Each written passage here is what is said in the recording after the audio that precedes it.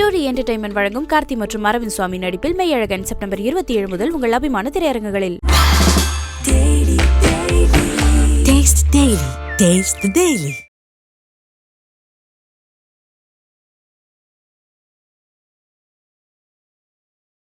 இதுக்கு முழுக்க முழுக்க காரணம் பொறுப்பு இருக்க வேண்டியது வந்து திருப்பதி தேவஸ்தானம் போர்டு தான். ஏன்னா இப்போ நீங்கள் இதை இப்படியே யோசிச்சு பாருங்கள். இப்போ இதில் கலக்கப்பட்ட இந்த கொழுப்பு சம்மந்தப்பட்ட சமாச்சாரம் தவிர யாராவது விஷம் கலந்துருந்தால் இது என்ன நடந்திருக்கும் இன்றைக்கி?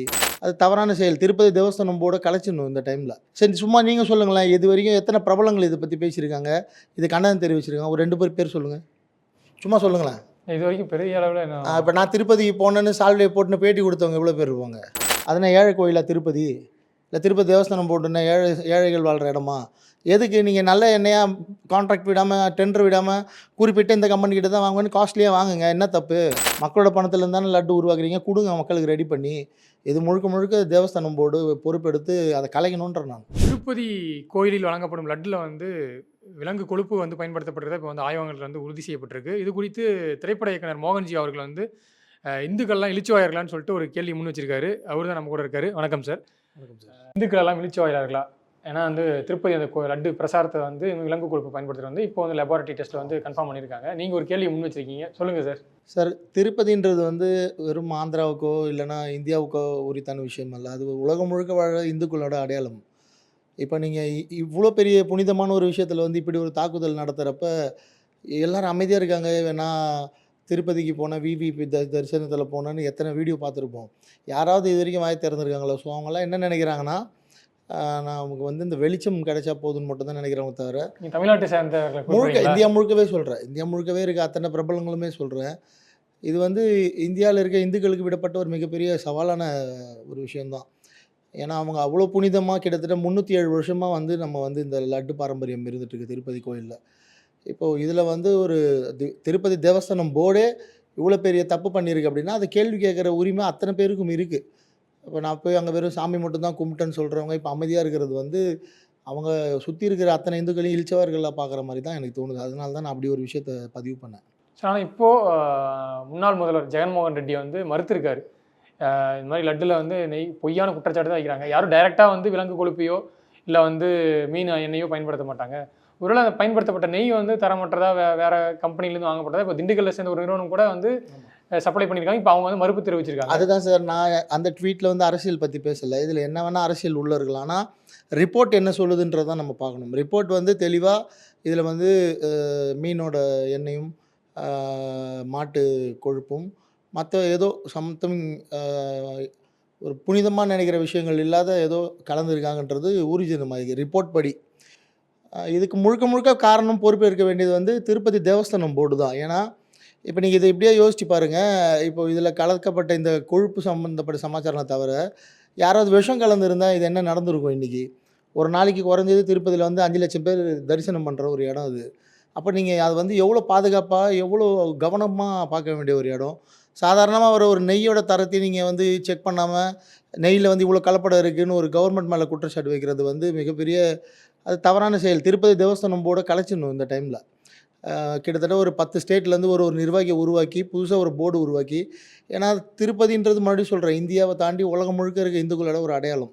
அதை நீங்கள் எவ்வளோ புனிதமாக பாதுகாக்கணுமோ அவ்வளோ புனிதமாக பாதுகாக்கணுமே. ஏன்னா தீட்சை வாங்கினவங்க, முத்திரை வாங்கினவங்க, இவங்கெல்லாம் இப்போ சாதாரணமாக நம்ம விரதம் போகிறவங்கள பிரச்சனை இல்லை, விட்டுருங்களேன். இதையே வாழ்க்கையாக வச்சு புனிதமாக வாழ்கிறவங்களோட நிலைமையை, அவங்க மனநிலைமை இதை எண்ணி பாருங்கள். அது மிகப்பெரிய ஒரு இழிவாக தாக்குதலை தான் அவங்க எடுத்துப்பாங்க இதை. ஸோ திருப்பதி தேவஸ்தானம் போர்டு தான் முழுக்க முழுக்க இதை பொறுப்பெடுத்து அப்போ இருந்த நிர்வாகிகள் உட்பட இதை ஏலம் விட்டவங்க, இவ்வளோ கம்மி ரேட்டுக்கு ஏலம் ஓகே பண்ணவங்க எல்லாரையுமே இதுக்குள்ளே தண்டனைக்கு உட்படுத்தணும். கண்டிப்பாக சார். இது ஒரு கோயில் பிரசாதத்தில் இந்த மாதிரி கலப்படம் பண்ணியிருக்காங்கன்னு சொல்லிட்டு இப்போ செய்தி பரவிட்டு இருக்கு. எல்லாம் பல பேர் கண்டனம் தெரிவிச்சிட்டு இருக்காங்க.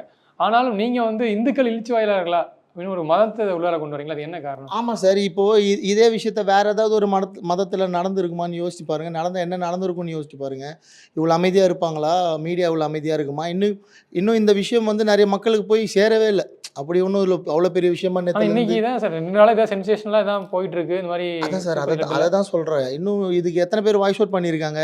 சரி, சும்மா நீங்கள் சொல்லுங்களேன், இது வரைக்கும் எத்தனை பிரபலங்கள் இதை பற்றி பேசியிருக்காங்க, இது கண்டனம் தெரிவிச்சிருக்காங்க? ஒரு 2 பேர் சொல்லுங்கள், சும்மா சொல்லுங்களேன். இது வரைக்கும் பெரிய அளவில் இப்போ நான் திருப்பதிக்கு போனேன்னு சால்வையை போட்டுன்னு பேட்டி கொடுத்தவங்க எவ்வளோ பேர் இருப்பாங்க. அதனால தான் இந்துக்கள் இளிச்சவாயர்கள் சொல்கிறேன். இது வந்து வேறு ஏதாவது ஒரு மதத்தில் வேறு ஏதாவது பிரச்சனை நடந்திருந்தால் என்னென்னமோ நடந்திருக்கும். அதுவும் இல்லாமல் அந்த ஆட்சியில் நடந்த அந்த அந்த போர்டில் இருந்த குழுவில் இருந்த உறுப்பினர்கள் இந்துக்கள் அல்லாதவர்களும் உள்ள பங்கெடுத்ததுக்கான நிறைய ஆதாரங்கள் இருக்குது. இது தமிழ்நாட்டிலையுமே இந்த பிரச்சனைகள் இருக்குது. அதனால் தொடர்ந்து இந்த மாதிரி நடக்கிறதால அந்த மாதிரியான ஒரு கடுமையான வார்த்தை பயன்படுத்த வேண்டிய ஒரு சூழல். சார் தமிழ்நாட்டிலையும் இந்த பிரச்சனைகள் இருக்குன்னு சொல்லி சொல்கிறீங்க. தமிழ்நாட்டில் எந்த மாதிரியான பிரச்சனை இருக்குன்னு சொல்கிறீங்க சார்? அதுதான் சார் மீடியா வந்து சொல்ல நான் கேள்விப்பட்ட செவிவழி செய்தி சொல்கிறேன். ஒரு பெரிய நம்ம வந்து ரொம்ப பெருசாக நினைக்கிற ஒரு கோயிலில் இருக்கிற பஞ்சாமிரத்தில் வந்து ஆண்மை குறைவு ஏற்படுத்துகிற மாத்திரைகள் கலந்து நான் வந்து செவி வழியாக கேள்விப்பட்டேன். அந்த நியூஸே வெளியே வராமல் அதை வந்து தடுத்து உடனே சரி பண்ணி மொத்த பஞ்சாமிரத்தையும் அழிச்சிட்டாங்க வேற ஒரு கேஸ் மாதிரி போட்டு அப்படின்றதெல்லாம் நான் கேள்விப்பட்டேன். நடுவில் வந்து நீங்கள் சொல்கிறது வந்து பழனி பஞ்சாமிரத்தை அதாவது இல்லை சார், நம்ம ஆதாரம் இல்லாமல் இந்த நீங்கள் குறிப்பிடுறீங்க. அது வந்து ஒரு சமயம் வந்து தரமில்லாத பஞ்சாமிரதம் வந்து தயாரிக்கப்படுன்னு சொல்லிட்டு தரமில்லாத விஷயம் தான் என்னன்னு கேட்குறாரு. மக்களுக்கு தெளிவாக சொன்னீங்களா இது வரைக்கும்? அதுக்கு முன்னாடி விளக்கம் கொடுத்துறாங்களே சார். அவங்க சொன்னதெல்லாம் ஓகே சார். எனக்கு அங்கே வேலை செய்கிறவங்க அங்கே சுற்றி இருக்கவங்க சொன்னது வந்து கருத்தடை மாத்திரைகள் வந்து பயன்படுத்தியிருக்காங்க யாரோ உள்ள அதில் ஒர்க் பண்ணுறவங்க இந்துக்கள் மேலே தாக்குதல் நடத்தணும்னு அப்படின்னு சொன்னாங்க. ஸோ இந்த மாதிரியான விஷயங்கள் எல்லா இடத்துலையுமே நடக்குது சார். சார் ஒரு கோயிலில் வந்து சாதாரணமாக நம்ம தமிழ்நாட்டிலே ஒரு கோயிலில் ஒரு நாளைக்கு வந்து 1000 பேர் வந்து இலவசமாக உணவு உண்ற ஒரு சூழல் அன்னதானம் இருக்குது. இதை வந்து எவ்வளோ கவனமாக பார்த்துக்க வேணும் அப்படின்றது தான் இப்போது நான் கோரிக்கை வைக்கிறேன். இது குறைய சொல்லலை. இது வந்து பல உயிர்கள் சம்மந்தப்பட்ட விஷயம். இதில் சாதாரணமாக ஒரு கவுச்சி கலந்துருச்சு நான்வெஜ் கலந்துருச்சுன்னு சில பேர் சந்தோஷப்பட்டுக்கலாம். உளவியலாக போய் பாருங்கள். இதில் வேறு இதுவே அதுக்கு பதில் யாரோ இதை வந்து ஒரு தவறான எண்ணத்தோட ஒரு விஷத்தை கலந்துருந்தால் இது எவ்வளோ பெரிய விஷயமா இருக்கும் இன்றைக்கி உலக நாடுகள் மத்தியில். கண்டிப்பாக சார். பிரசாதத்தில் ஒரு உணவுப் பொருளை வந்து இந்த மாதிரி ஒருத்தர் தெரியாமல், ஏன்னா வந்து இது கிட்டத்தட்ட அதுக்கு ஈக்குவல் சார். இங்கே சைவம் இருக்காங்க அசைவம் இருக்காங்க, அது அவங்க தனிப்பட்ட விருப்பம். அவங்க விரதம் இருந்து புனிதமாக நினைக்கிற அந்த கோயிலுக்குள்ளே இப்படி ஒரு விஷயம் கலந்தது கிட்டத்தட்ட விஷம் கலந்ததுக்கு ஈக்குவலான ஒரு விஷயந்தான். அது அவ்வளோ சீரியஸாக பார்த்து இது இங்கேருந்து பாதுகாப்பு குறைபாடுகள் இல்லாமல் பார்த்துக்கணும். அது எல்லா ஸ்டேட்டுமே இந்தியா முழுக்க இருக்க எல்லா ஸ்டேட்டுமே அதை பண்ணணும் சார். திருப்பதியில் நடந்தது வந்து இப்போ லெபார்ட்டரி ரிப்போர்ட் மூலிமா செய்தி வெளியே வந்துருச்சு. இப்போது பேசிட்டு இருக்காங்க பரபரப்பாக. ஆனால் நீங்கள் வந்து தமிழ்நாட்டு கோயில்லையும் வந்து இந்த மாதிரி நான் தான் சொல்லிட்டு செவிவழி செய்தி தான் சொல்கிறேன். ஆதாரம் இருந்தால் இன்னும் தூக்கி வச்சுட்டு இருக்க மாட்டேன். நான் ப்ரெஸ் மீட்டும் கொடுத்துருவேன் ஆதாரம் இருந்தால். இல்லை சார் இப்படி நடக்குதுன்னு சொல்கிறேன். தொடர்ந்து இதுக்குள்ளே நிறைய பேருக்கு பின்னாடி நிறைய எண்ணங்கள் இருக்கலாம். இது வந்து அரசியல் காழ்ப்புணர்ச்சிக்காக கவர்மெண்ட் பேரை கெடுக்கிறதுக்காக இருக்கலாம்.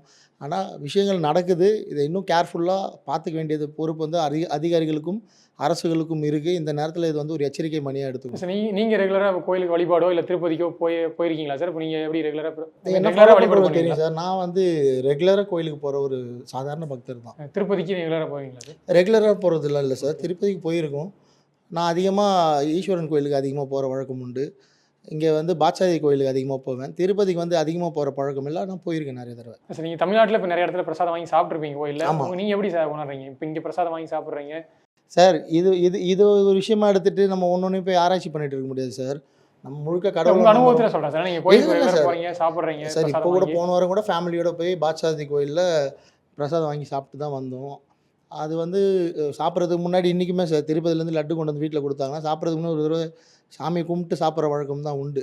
ஸோ பிரசாதம்ன்றது ரொம்ப புனிதமான ஒரு விஷயம். அது இன்னும் புனிதமாக தான் இருக்கும். இப்போ நடந்த விஷயம் வந்து மிகப்பெரிய ஒரு அச்சுறுத்தல். அது வந்து இந்த லெவலில் தாண்டி இன்னும் மோசமான லெவலுக்கு போகாம வாய்ப்பு இருக்குன்ற அதெல்லாம் அரசியல் சார். அதை தாண்டி ரிப்போர்ட்டை பற்றி தான் நான் பேசுகிறேன். இல்லை நீங்கள் வந்து எப்படின்னா இப்போ நான் குரல் கொடுத்துருக்கேன் என்ன மாதிரி ஏன் மற்றவங்க வந்து குரல் கொடுக்க மாட்டாங்க? சார் குரல் கொடுத்தா தானே சார் பயம் வரும். அது 1000 ரூபாய் வாங்க வேண்டிய நெய்யை வந்து நீங்கள் 320 ரூபாய்க்கு டெண்டர் கொடுத்தீங்கன்னா மட்டமாக தானே கொடுப்பான். அதுனா ஏழை கோயிலா திருப்பதி? இல்லை திருப்பதி தேவஸ்தானம் போட்டுன்னா ஏழைகள் வாழ்கிற இடமா? எதுக்கு நீங்கள் நல்ல எண்ணெயாக கான்ட்ராக்ட் விடாமல் டெண்டர் விடாமல் குறிப்பிட்ட இந்த கம்பெனிக்கிட்ட தான் வாங்குவேன்னு காஸ்ட்லியாக வாங்குங்க. என்ன தப்பு? மக்களோட பணத்துலேருந்து தானே லட்டு உருவாக்குறீங்க. கொடுங்க மக்களுக்கு ரெடி பண்ணி. இது முழுக்க தேவஸ்தானம் போர்டு பொறுப்பெடுத்து அதை கலைக்கணுன்ற நான் வாய்ஸ் ரைஸ் பண்ணிருக்கீங்க. அதே போல் யாரெல்லாம் திருப்பதிக்கு போகிறாங்களோ அவங்களும் வாய்ஸ் ரைஸ் பண்ணிட்டு நீங்கள் திருப்பதிக்கு போய் நான் கும்பிட்டேன் அப்படின்னு பெருமையாக விவிஐபி தரிசனத்தில் கும்பிட்டேன்னு பெருமையாக வீடியோ போட்டவங்க போனவங்க வந்தவங்க எல்லாருமே இது வாய்ஸ் ரைஸ் பண்ணணும்னு இந்த டைமில் கேட்டுக்கிறேன். கண்டிப்பாக சார். உங்கள் நேரத்துக்கு நன்றி. தேங்க்யூ. டூரி என்டர்டைன்மெண்ட் வழங்கும் கார்த்தி மற்றும் அரவிந்த் சுவாமி நடிப்பில் மெய்யழகன் செப்டம்பர் 27 முதல் உங்கள் அபிமான திரையரங்குகளில். Taste the Daily.